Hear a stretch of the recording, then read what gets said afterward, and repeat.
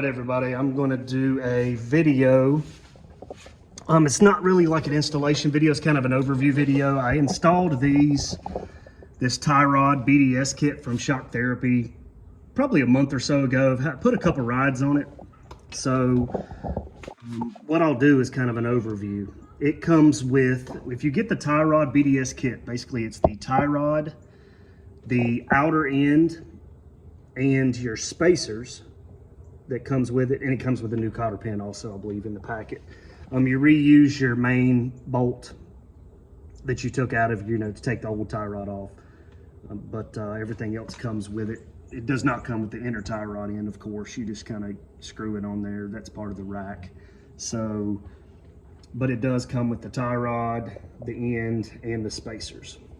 And what you do first is basically you measure to see how much bump steer you have. Bump steer is when your suspension travels up and down as you're going down the trail or wherever. Your tire moves in and out, toes in and out. So you get that feedback of when it goes up and down, the tire going kind of like this, when your suspension's traveling. I think some machines, they don't have hardly any, and some have quite a bit of bump steer where your tire will move, quite a bit. When I measured, I had about 1.5 inches of bump steer. The difference between how you measure is, I've got the tire off already, so on this side, so I can't really show you how to measure, but you'll take your tape measure on about the middle front tire and measure at ground level, just sitting normal in your shop or whatnot. Measure between your tires, basically in the front, and then go to the back of the tires and measure in between. So you'll get whatever that measurement is, and then you'll jack your machine up and do the same thing. And the difference in the measurement, I think if I can remember, I think it was toed out. Toed in or out, I can't remember exactly what it was, about 1.5 inches. So it changed between the front and the rear 1.5 inches. So that means I had about 1.5 inches of bump steer. What I did is, the nice thing about Shock Therapy's kit now, instead of just having a large spacer and a big spacer or a small spacer, they've made it adjustable. So you can insert these. It comes with 2 of these little spacers here to kind of really shim it up or down where you need it, depending on the amount of bump steer you have. Then you have a larger type spacer. And then there's a little small one that you can't really see on the bottom here that goes on the bottom of the knuckle, or not the knuckle, but the tie rod end. So what I did to get rid of about 1.5 inches of bump steer, what I tested, instead of dropping it all the way down and having all the spacers on top, which supposedly gets rid of about 3 inches of bump steer, I just kind of brought that up. So I put the large spacer on the top, the little small one that goes on the bottom, that I put on the bottom, and then I just split the 2 even spacers. I put one on the bottom and one on the top, and that dropped where the mounting location in the knuckle down. Instead of it being center, it moved it down some, which in turn got rid of that 1.5 inches. So now I've got like 3/8 inches, 3/8 of an inch of bump steer, which is great. So you can't hardly feel 3/8 of an inch. So that's kind of what I did it. If you don't have quite 1.5 inches of bump steer, maybe you need to leave it center. You can do that. That way you can put the spacers, 2 of the big spacers on the bottom, and kind of make it sit center. Or if you've got 3 inches of bump steer, you need to put all your spacers at the top, just the one little seated spacer on the bottom.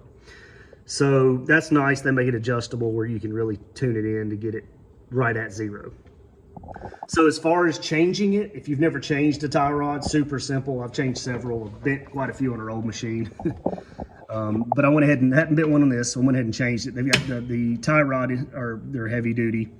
So what you do, take the tires off, of course, so you can get to everything easily. And then you just break this jam nut, just kind of hold your wrench on this and then break that jam nut loose. Just barely break it loose, because when you put your new one on, you're gonna butt it right up against it, so it's in about the same location as your factory one was. So just barely break it loose, and then on this end, just take your cotter pin out, and then take your bolt out, and then this will just swing right out of the knuckle, and then you just unscrew your tie rod. So it'll unscrew right off the threads of your inner tie rod end. So you just kind of, once you break, you just turn that, unscrew it, take that off, lay your new tie rod with the tie rod end on it beside the one you just took off, and get it to where your hole in your tie rod end and the end of the tie rod is the same. That way you won't have, it'll be easier to get it aligned once you get back. Just try to get it the same length as what your factory one was. So once you do that, all you do is put the new one, screw it right back on until it bumps up against there. You don't have to tighten that yet because you may need to adjust your alignment a little bit. So just bump it right up against that. And then here's where you take your spacers, whatever, you know, wherever you need to be in your knuckle based on your bump steer. You just put the spacers where they need to be, and it's really tight to try to get this section in there. But once you get it started, you can just put your bolt through there and kind of wiggle it until it goes all the way through. And then you're good. And then you just put your, what I would recommend is I put some Loctite on here. These bolts will, the nuts will loosen up, the bolts will loosen if you don't. I put some Loctite on the threads, tighten that up, put your cotter pin back in it, go ahead and crank that down once you've got the spacers the right way. You can leave this nut loose, just barely loose, you know, once you can loosen that just a little bit, leave the top. Eyeball your tires. Once you put your tire back on it, or even before your tire, make sure it's pretty straight in line.